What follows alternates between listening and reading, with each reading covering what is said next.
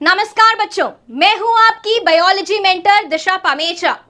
तो हम last classes में बात करते हुए आ रहे थे हमारे chapter principles of inheritance and variation की, जहां पर हमने मेंडल के काफी सारे एक्सपेरिमेंट्स देखे जो उन्होंने पाइसम सटाइवम को यूज करके किए। आज हम बात करने वाले हैं एक नई थ्योरी की जो कि दो साइंटिस्ट ने प्रपोज करी, ठीक है, सटन एंड बवेरी ने, that is chromosomal theory of inheritance. उससे पहले हम क्या करते हैं, जो मेंडल के एक्सपेरिमेंट्स हैं उनका एक छोटा सा रिवीजन ले लेते हैं, मेंडल के काम का रिवीजन ले लेते हैं।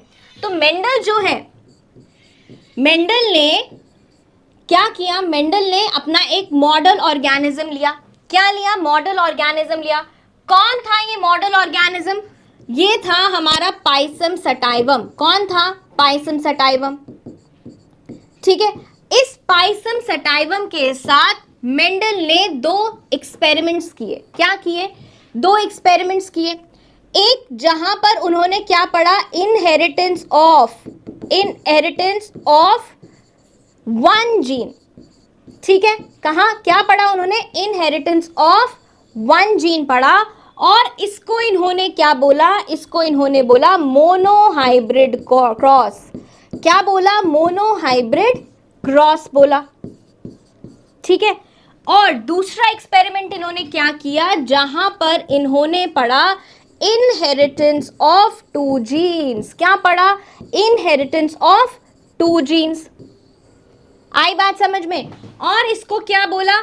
क्या बोला था इसको? डाई हाइब्रिड क्रॉस बोला था। क्या बोला था? डाई हाइब्रिड क्रॉस बोला था। मोनोहाइब्रिड क्रॉस के जरिए, मोनोहाइब्रिड क्रॉस के मदद से मेंडल ने हमारे को दो लॉस समझाए थे। Number one, law of dominance. क्या समझाया था? लॉ ऑफ डोमिनेंस समझाया था। Number two, law of segregation. Law of segregation समझाया था। समझाया था कि नहीं समझाया था? तो ये लॉ ऑफ डोमिनेंस से उन्होंने बताया कि हर जीन के जो भी फैक्टर, वो बोलते थे जीन को, हर जीन के क्या होते हैं, दो अलील्स होते हैं। एक डोमिनेंट होता है जो कि दूसरे के फिनोटाइप को क्या करके जाता है, सप्रेस करके जाता है। इतनी बात समझ में आई। दूसरा उन्होंने बोला कि लॉ ऑफ सेग्रीगेशन की, जो दोनों अलील्स है एक जीन के, वो अपने इंडिपेंडेंटली क्या होते हैं, असॉर्ट होते हैं। आई बात समझ में? और इसी हिसाब से मोनोहाइब्रिड के क्रॉस के फिनोटिपिक रेशियो से, किससे? फिनोटिपिक रेशियो से उन्होंने क्या वेरीफाई किया कि 3:1 उनके पास में आया फिनोटिपिक रेशियो, और उनका जो जीनोटिपिक रेशियो था वो क्या था? 1:2:1। तो उन्होंने क्या बोला कि अगर हम जीनोटिपिक रेशियो देखते हैं तो हम ये देख सकते हैं कि जो पेरेंट का जो रेसेसिव जीन है वो रिकवर हो जाता है। कहां पर? F2 में। तो ये किसके फिनोटिपिक और जीनोटिपिक रेशियो है? हमारे F2 जनरेशन के। क्या? हमारे F2 जनरेशन के। आई बात याद? फिर उन्होंने क्या किया? डाई हाइब्रिड क्रॉस किया, जहां पर उन्होंने दो जीन्स के इनहेरिटेंस को एक्सप्लेन किया। सबसे पहले तो उन्होंने क्या लिया?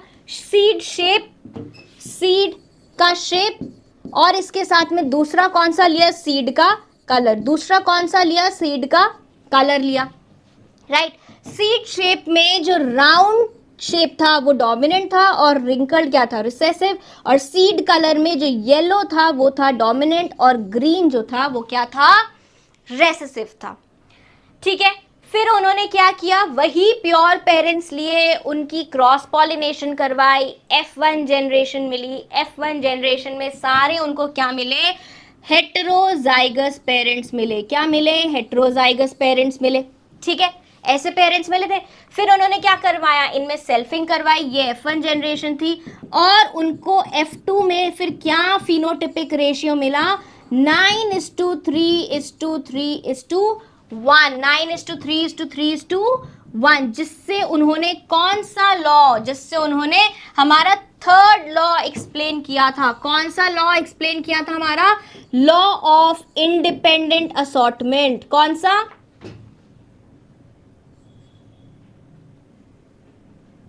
Law of independent assortment.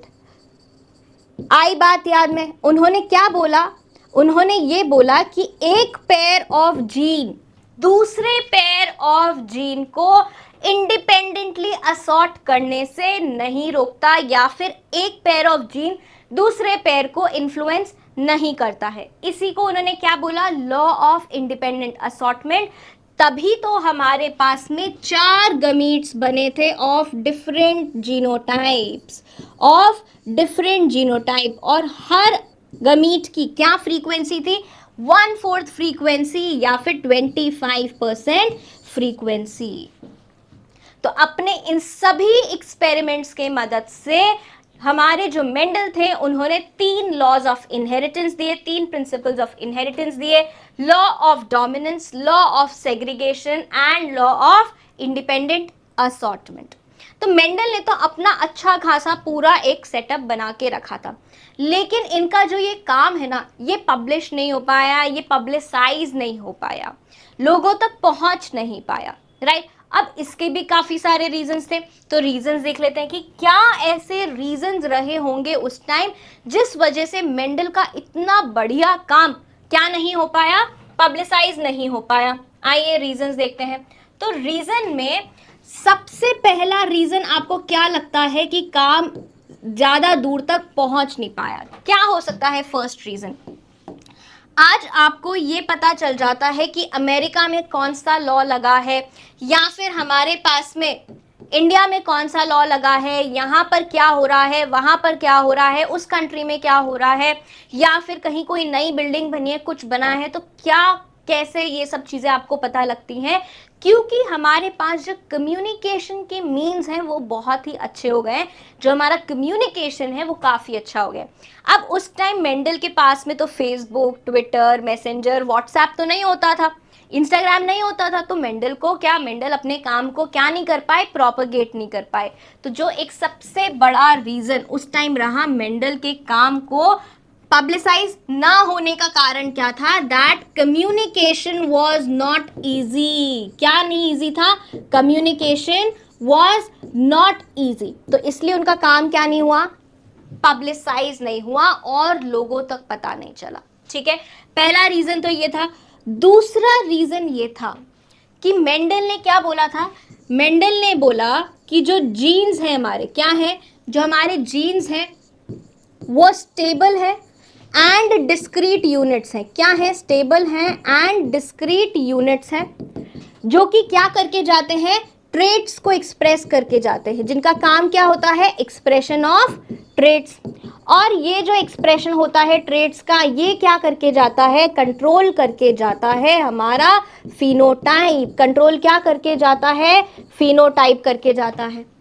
और ये सब बातें उन्होंने किससे एक्सप्लेन करी थी, पाइसम सटाइवम के ऊपर करे गए हमारे मोनोहाइब्रिड क्रॉस और डाइहाइब्रिड क्रॉस से। आई बात याद में? तो यहाँ पर जो ये कॉन्सेप्ट मेंडल ने दिया, तो उनकी जो कंटेम्प्रेरीज थे, जो उन्हीं के जैसा काम करते थे, अब क्या है, हमारे कंटेम्प्रेरीज या फिर बॉलीवुड वाले लोगों के कंटेम्प्रेरीज क्या होंगे? अगर आपने मान लो एक एक्ट्रेस ले ली, दीपिका पादुकोण ले ली, तो उसकी कंटेम्प्रेरी कौन है? उसकी कॉन्टेम्प्रेरी है जो उसी के जैसा दूसरा काम कर रही है, जैसे कि आलिया भट्ट, या फिर क्या प्रियंका चोपड़ा, या फिर और दूसरे एक्ट्रेसेस, मतलब जो उनके एक तरह से क्या हो गए, कॉम्पिटिटर्स हो गए। तो उनके कॉम्पिटिटर्स ने, मेंडल के कॉम्पिटिटर्स ने ये कॉन्सेप्ट मानने से मना कर दिया, वो इससे कन्विंस नहीं हुए। उन्होंने बोला कि ऐसा नहीं हो सकता। ठीक है, उन्होंने क्यों बोला कि ऐसा नहीं हो सकता? क्योंकि जो मेंडल हैं वो कोई फिजिकल प्रूफ नहीं दे पाए, वो कोई, there was no physical proof. ठीक है, फिजिकल प्रूफ मिसिंग था, एब्सेंट था फिजिकल प्रूफ कि जीन्स क्या होते हैं, what are genes and what are they made up of, किसके बने होते हैं, ये वो बता नहीं पाए। तो इसलिए ये जो कंटेम्प्रेरीज थे, क्योंकि इन्होंने अपनी आंखों से देखा नहीं था कि जीन्स किस चीज़ के बने होते हैं, जीन्स क्या होते हैं, कैसे ये डुप्लीकेट करते हैं, कैसे ये एक्सप्रेशन करते हैं ट्रेट का, ये क्योंकि वो देख नहीं पा रहे थे ना अपनी आंखों से, तो इसलिए उन्होंने उसको मानने से मना कर दिया। ठीक है, इतनी बात समझ आ गई। चौथा रीज़न यहाँ पर ये था कि हमारे पास में जो मेंडल थे उन्होंने क्या यूज़ किया, मेंडल ने अपने एक्सपेरिमेंट्स को, अपने बायोलॉजिकल एक्सपेरिमेंट्स को प्रूव करने के लिए, बायोलॉजिकल एक्सपेरिमेंट्स को प्रूव करने के लिए उन्होंने क्या यूज कर ली, बायोलॉजी में मैथमेटिक्स यूज कर ली, स्टैटिस्टिक्स लगा दिया उन्होंने अपने एक्सपेरिमेंट्स को प्रूव करने के लिए। तो यहाँ तो और भी सब क्या हुआ है, ऐसे हो गए कि बायोलॉजी में कैसे कोई मैथ्स यूज करके एक्सप्लेन कर सकता है, ये उन्होंने सबने बोला। तो ये कुछ रीजंस थे हमारे जिसकी वजह से मेंडल का काम जो था वो क्या नहीं हुआ, रिकॉग्नाइज नहीं हो पाया। ठीक है, इतनी बात समझ आ गई। अब क्या हुआ, ये सारा काम मेंडल का कब हुआ था, मेंडल ने जितना भी काम किया था कब किया था, 1865 में मेंडल ने अपना सारा काम कर दिया था। लेकिन मेंडल का काम कब तक रिकॉग्नाइज नहीं हुआ, 1900 तक रिकॉग्नाइज नहीं हुआ। कब तक रिकॉग्नाइज नहीं हुआ, 1900 तक रिकॉग्नाइज नहीं हुआ।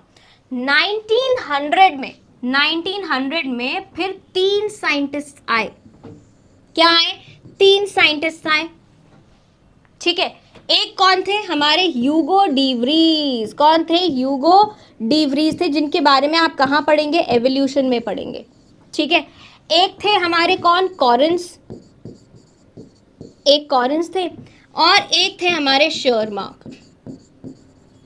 ठीक है, इन तीनों ने इंडिविजुअली, इंडिपेंडेंटली वापस से क्या किया, वही सारा काम बताया जो कि मेंडल ने बताया था, वही सारे कॉन्सेप्ट्स बताए इंडिपेंडेंटली। ह्यूगो डी व्रीज ने अलग अपना कहीं बताया, कॉरेंस ने कहीं और बताया, शर्माक ने कहीं और बताया। इंडिपेंडेंटली इन तीनों ने काम किया और 1900 में वही मेंडल का जो काम था वही इन्होंने वापस से एक्सप्लेन कर दिया। अब ये सब क्यों कर पाए और 1900 में क्यों कर पाए, क्योंकि 1900 तक क्या हो गया था, एक हमारे पास बहुत बड़ा इंस्ट्रूमेंट आ गया था, बहुत एक अच्छी एडवांसमेंट हो गई थी, जिसको हमने क्या बोला, माइक्रोस्कोपी बोला। हमारे पास क्या आ गया था, माइक्रोस्कोप आ गया था। अब माइक्रोस्कोप आने की वजह से क्या हुआ, जब सेल में डिवीजन हो रहा है, ये क्या है आपके पास में, ये सेल है, इसके अंदर क्या है हमारा, इसके अंदर है हमारा न्यूक्लियस। अब जब ये सेल क्या हो रहा है, जब ये सेल डिवाइड हो रहा है, तो इसमें देखा कि जो यहाँ पर क्रोमोसोम लाइक स्ट्रक्चर्स थे, कुछ ऐसे स्ट्रक्चर्स थे जो कि क्या करते थे, डिवाइड करते थे। अभी ये तो क्या है, ये सेल है, सेल क्या करेगा, अगर सेल को डिवाइड करना होगा, सेल क्या होएगा, अगर सेल को डिवाइड करना होगा तो कुछ ऐसे डिवीजन करेगा। और यहाँ पर क्या होगा, न्यूक्लियस में भी डिवीजन होएगा, न्यूक्लियस में भी क्या होएगा, न्यूक्लियस में भी डिवीजन होएगा। और न्यूक्लियस में डिवीजन होएगा तो जो न्यूक्लियस में ये जो कुछ स्ट्रक्चर्स है ये क्या होते हैं, पहले तो डुप्लीकेट होते हैं, पहले क्या होंगे, डुप्लीकेट होंगे। ठीक है, ये क्या हो गए, डुप्लीकेट हो गए, और फिर ये क्या हुए, डिवाइड हुए, फिर ये क्या हुए, डिवाइड हुए। तो डिवाइड होकर क्या बन गए, हमारे पास यहाँ पर 2 सेल्स बन गए। क्या बन गए, 2 सेल्स बन गए। इन दोनों सेल्स के अंदर क्या था हमारे पास में, इन दोनों सेल्स के अंदर हमारे पास में न्यूक्लियस था, और न्यूक्लियस में इन्होंने देखा कि क्या है, कुछ स्ट्रक्चर्स हैं जो कि डिवीजन से पहले क्या हुए थे, डुप्लीकेट हुए थे और फिर वो डिवाइड कर गए थे।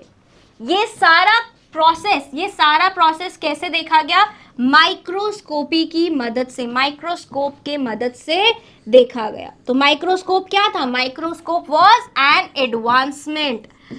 एन एडवांसमेंट जिसकी मदद से हम क्या देख पाए, वो स्ट्रक्चर्स को डिस्कवर कर पाए वो तीनों साइंटिस्ट। कौन कौन से, ह्यूगो डी व्रीज, शर्माक एंड हमारे कॉरेंस। ये पूरा प्रोसेस अपनी आईज से देख पाए, जिस वजह से मेंडल के काम को आगे पब्लिसाइज नहीं किया था। One of the reasons was कि उनके वो एक्सप्रेस या वो एक्सप्लेन नहीं कर पाए थे कि जीन्स क्या थे और कैसे बने हुए थे। वही यहाँ पर बेनिफिट रहा इन तीनों के काम में कि माइक्रोस्कोप के आने से वो ये बता पाए कि ऐसे कुछ स्ट्रक्चर्स हैं जो सेल डिवीजन के पहले डुप्लीकेट करते हैं और डिवाइड करते हैं। इतनी बात समझ आ गई, इतनी बात समझ आ गई। चलिए, जितना अभी तक पढ़ा ना उसको फटाफट रिवीजन मारते हैं और एनसीईआरटी क्या कहती है ये देखते हैं। आइए, तो यहाँ पर क्या है, जो हमारा मेंडल का काम सक्सेसफुल हुआ तो था लेकिन पब्लिसाइज नहीं हो पाया। वो क्यों नहीं हो पाया? क्योंकि जो कम्युनिकेशन था that was not easy and उनका वर्क पब्लिसाइज नहीं हो पाया, जबकि उन्होंने ये पूरा काम कब कर दिया था? 1865 में ही कर दिया था, राइट।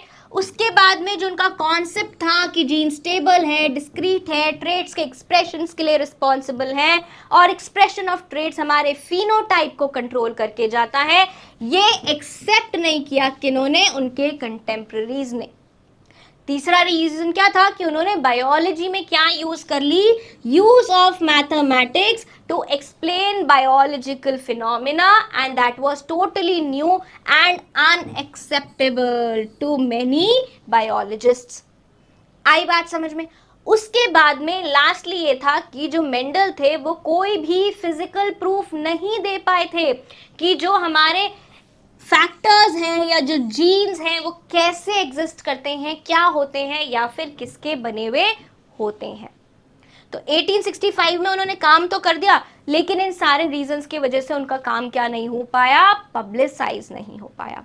फिर 1900 में कौन आए? हमारे 3 साइंटिस्ट आए, ह्यूगो डी व्रीज, कॉरिन्स एंड कौन आए? हमारे शर्माक आए।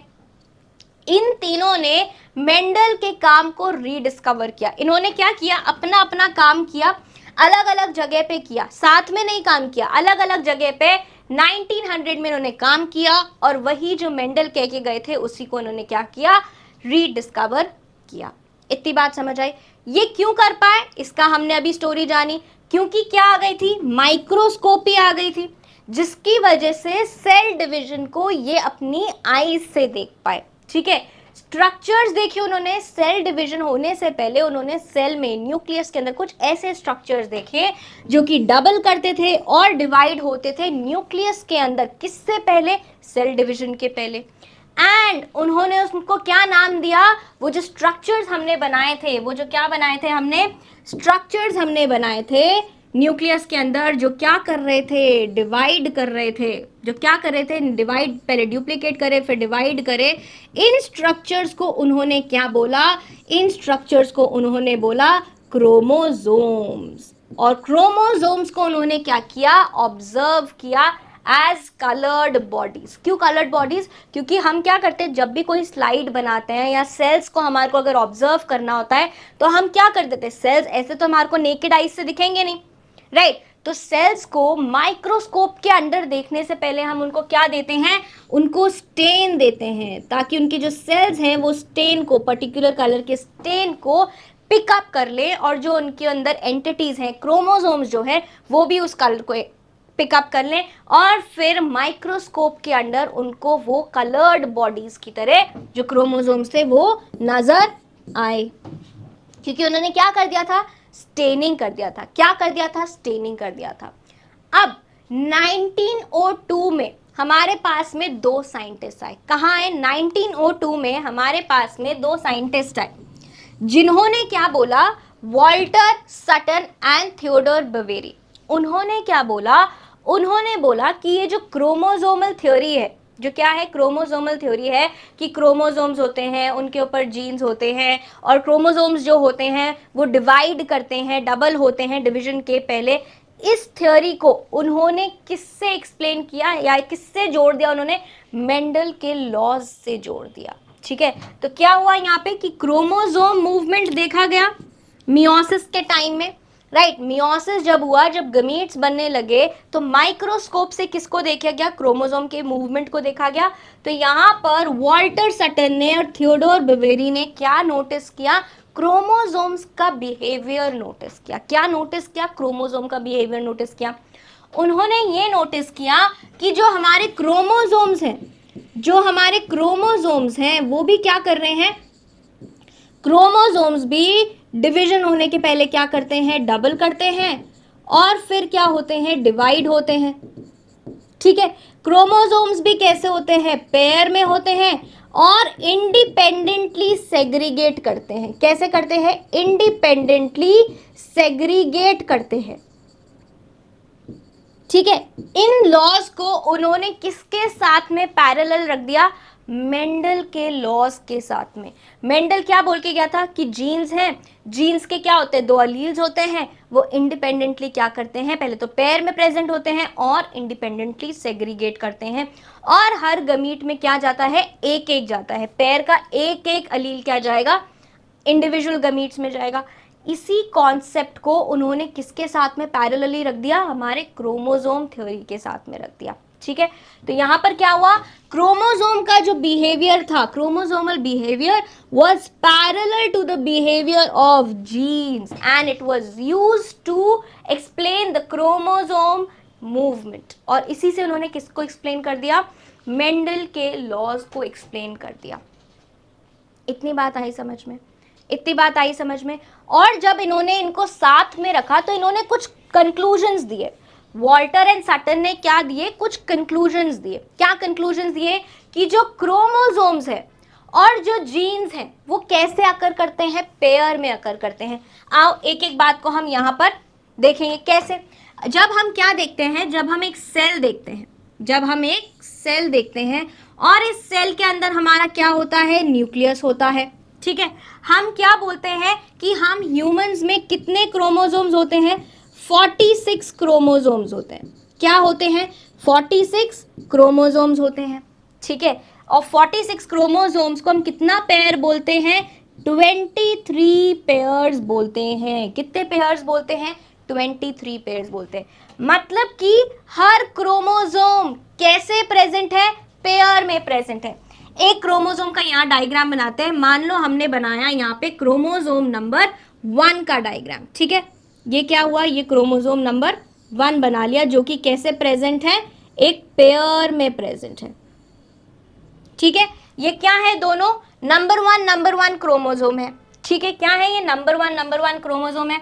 ठीक है, और जो सेम क्रोमोसोम्स होते हैं, जो सेम नंबर के क्रोमोसोम्स होते हैं, उनको हम क्या बोलते हैं? Homologous chromosomes. क्या बोलते हैं? Homologous chromosomes. इसकी बात हम पहले भी कर चुके हैं कि होमोलोगस क्रोमोसोम्स क्या होते हैं? जिनका साइज, जिनका स्ट्रक्चर और जिनकी बेंडिंग तीनों क्या होती है? तीनों सेम होती है। साथ में जो जीन्स उनके ऊपर होते हैं वो भी सेम होते हैं। जो जीन्स क्रोमोसोम कैरी करते हैं वो भी क्या होते हैं? सेम होते हैं। ठीक है, तो ये क्या हुए? दोनों होमोलोगस क्रोमोसोम्स हो गए। अब ये भी पेयर में है। और मेंडल ने क्या कहा था? मेंडल ने बोला था कि जो जीन्स होते हैं, जीन्स में हमारे पास मान लीजिए हमने किसका जीन ले लिया? हाइट का जीन ले लिया। किसका ले लिया? हाइट का जीन ले लिया। तो हाइट के जीन को हमने कैसे एक्सप्रेस किया था? कैपिटल टी और कैपिटल टी ऐसे एक्सप्रेस किया था। या फिर हम इसको कैसे करते थे? हेट्रोजाइगोटिक कंडीशन में कैपिटल टी स्मॉल टी, या फिर हम इसको ऐसे करते थे स्मॉल टी स्मॉल टी। तो उन्होंने क्या बोला था मेंडल ने? कि जो जी अलील्स होते हैं हमारे, वो भी कैसे होते हैं? पेयर में होते हैं। जो जीन्स हैं उनके अलील्स कैसे होते हैं? पेयर्स में होते हैं। आई बात याद? ठीक है, तो यहां पर क्या हुआ? वॉल्टर एंड सटन ने क्या, वॉल्टर सटन ने और थियोडोर बोवेरी ने क्या बोला कि यहाँ पर जो हमारे क्रोमोसोम्स हैं वो भी कैसे हैं? पेयर में प्रेजेंट होते हैं। पहली बात समझ आ गई, जीन्स के बारे में भी समझ आ गई, क्रोमोसोम के बारे में भी समझ आ गई। दूसरी पॉइंट यहाँ पर देखते हैं कि जो दो अलील्स हैं जीन पेयर के, they are located on homologous site on homologous chromosomes. तो अभी हमने यहाँ क्या पढ़ा था कि जो हमारे होमोलोगस क्रोमोसोम्स हैं उनके ऊपर जीन्स भी क्या होंगे? सेम होंगे। अगर आपको याद हो तो मैंने आपको बताया था कि अगर मान लीजिए हम एक पर्टिकुलर जीन उठाते हैं, किसका जीन उठाया? मान लीजिए हमने हाइट का जीन उठाया, तो इस हाइट के ये जो दोनों अलील्स हैं, चाहे वो कैपिटल टी हो, चाहे वो कैपिटल टी हो, चाहे वो स्मॉल टी हो, होमोलोगस क्रोमोसोम्स पे एक ही साइट पर प्रेजेंट होंगे। अगर यहाँ पर कैपिटल टी हाइट का स्ट्रक्चर है, हाइट का जीन प्रेजेंट है, तो दूसरे होमोलोगस क्रोमोसोम पे सेम पोजीशन पे, सेम लोकेशन पे, सेम साइट पे ही हमारा दूसरा अलील भी प्रेजेंट होगा। इतनी बात समझ आ रही है? और इस लोकेशन को हमने क्या बोला था? क्या बोला था कि जहां पर सेम जीन प्रेजेंट होता है इसको हमने बोला था locus, position of a location of a gene, and दोनों सेम लोकस पे सेम जीन के दोनों अलील्स प्रेजेंट होंगे। ये दूसरा कंक्लूजन दिया सटन एंड बवेरी ने। तीसरा कंक्लूजन क्या दिया?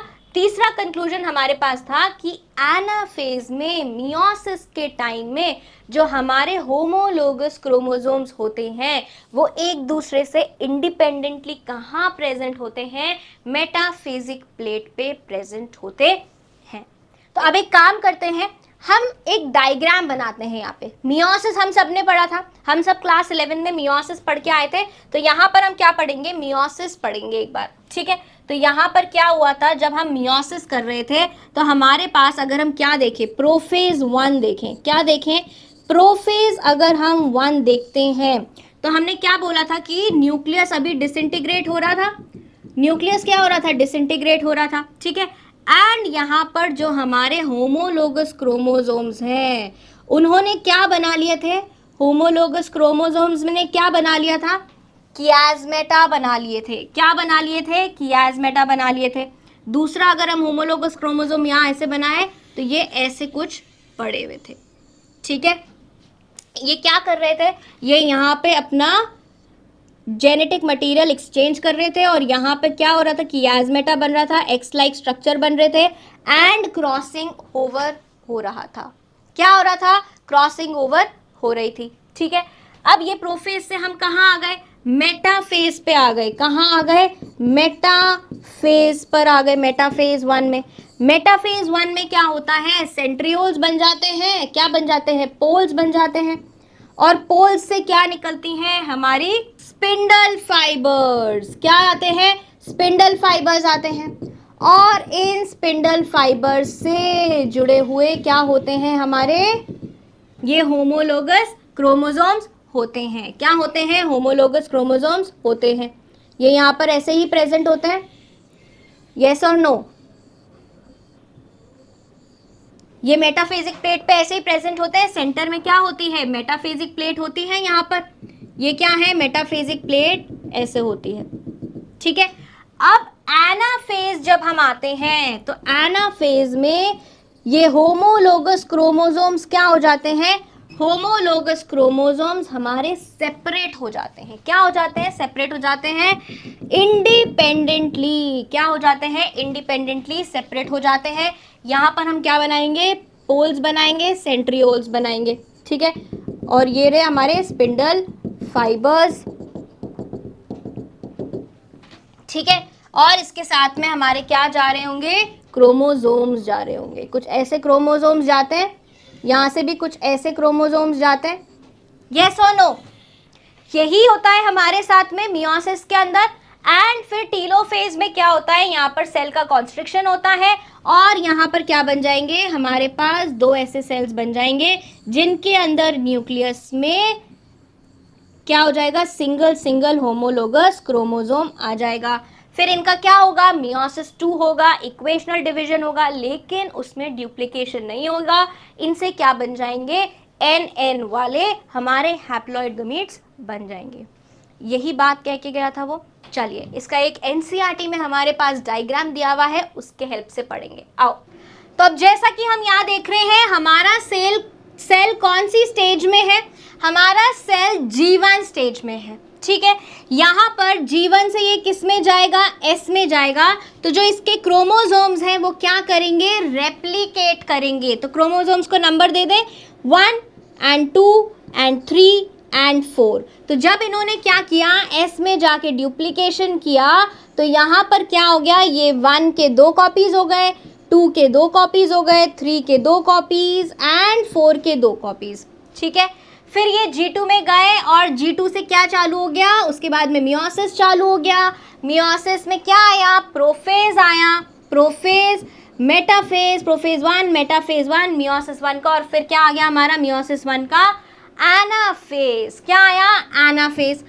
एनाफेज पे हमारे जो क्रोमोसोम्स हैं, होमोलोगस क्रोमोसोम्स हैं, वो क्या हो रहे हैं? इंडिपेंडेंटली असॉर्ट हो रहे हैं, इंडिपेंडेंटली असॉर्ट हो रहे हैं, यहाँ पर क्या बन जाएगा, हमारा सेल का कॉन्स्ट्रिक्शन बन जाएगा।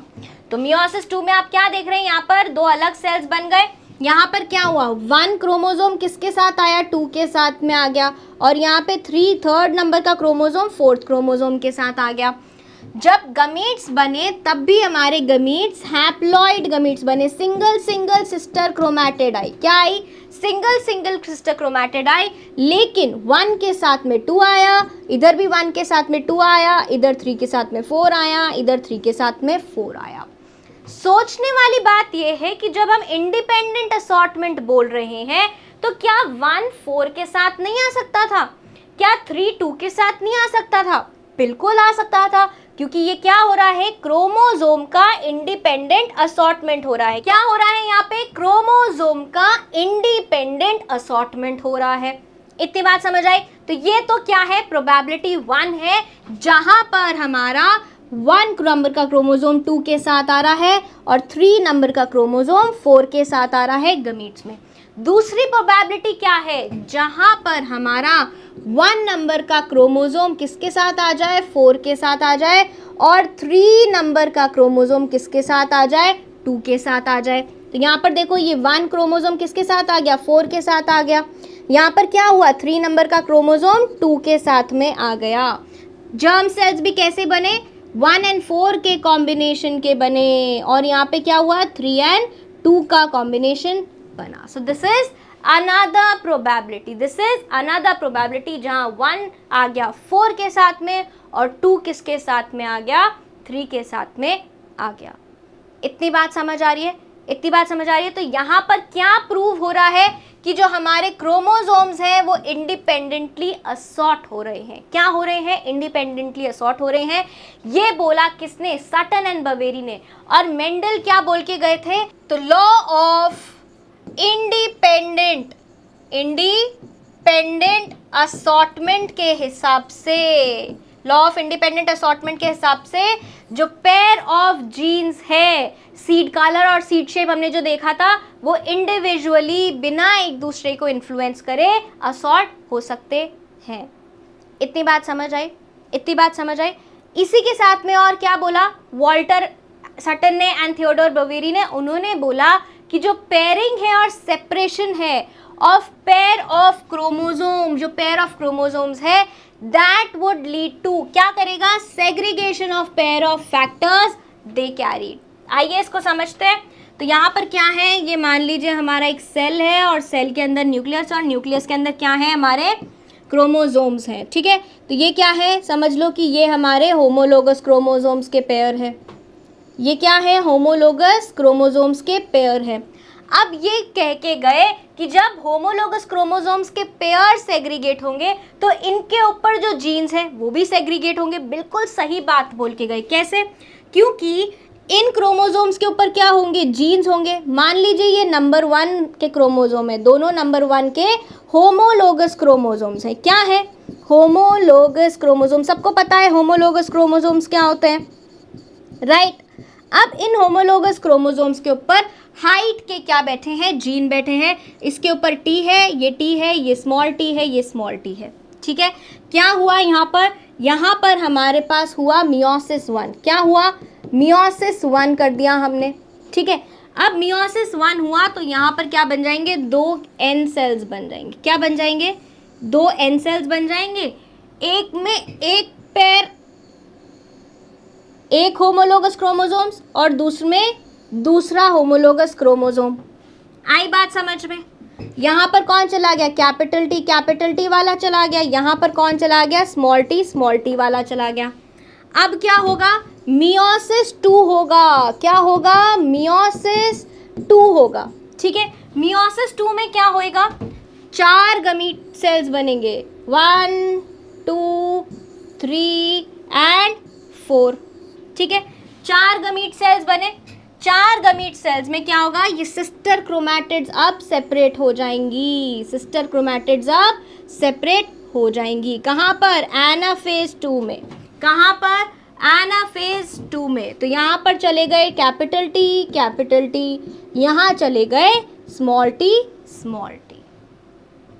कहाँ से चालू करे थे, 2n, और गमीट्स जो हमारे बने वो कैसे बने, n n n n। तो ये क्या बोला, सटन एंड बवेरी क्या बोले कि अगर क्रोमोसोम्स पेयर्ड हैं तो जो अलील्स है वो भी पेयर्ड है।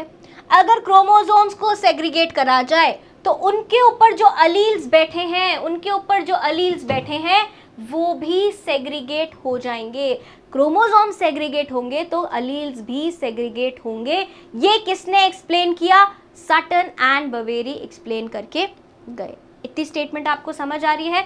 तो सटन ने क्या बोला, सटन ने हमारी जो क्रोमोसोमल थ्योरी है, जो क्रोमोसोम के सेग्रीगेशन है उसका प्रिंसिपल और मेंडेलियन प्रिंसिपल्स को एक साथ जोड़ा, क्या बनाया, क्रोमोसोमल थ्योरी ऑफ इनहेरिटेंस। क्या बनाया, क्रोमोसोमल थ्योरी ऑफ इनहेरिटेंस बनाया। Sutton united the knowledge of chromosomal segregation with Mendelian principle and called it the chromosomal theory of inheritance। इतनी बात समझ आ रही है, इतनी बात समझ आई। तो ये किसके एक्सपेरिमेंट्स थे, सटन एंड बवेरी के एक्सपेरिमेंट्स थे। नेक्स्ट क्लास में एक और साइंटिस्ट आएंगे, टीएच मॉर्गन, वो अपना एक नया मॉडल ऑर्गेनिज्म लेकर आएंगे और इस क्रोमोसोमल थ्योरी ऑफ इनहेरिटेंस को एक्सप्लेन करने के लिए, समझने के लिए फिर से कुछ सेट्स ऑफ एक्सपेरिमेंट करेंगे एंड उनके एक्सपेरिमेंट के जो रिजल्ट्स आएंगे वो बिल्कुल ही नए आते हैं। तो वो रिजल्ट्स देखने के लिए आप नेक्स्ट क्लास में आएंगे, उसको समझने के लिए आप नेक्स्ट क्लास में आएंगे। तब तक के लिए बाय बाय।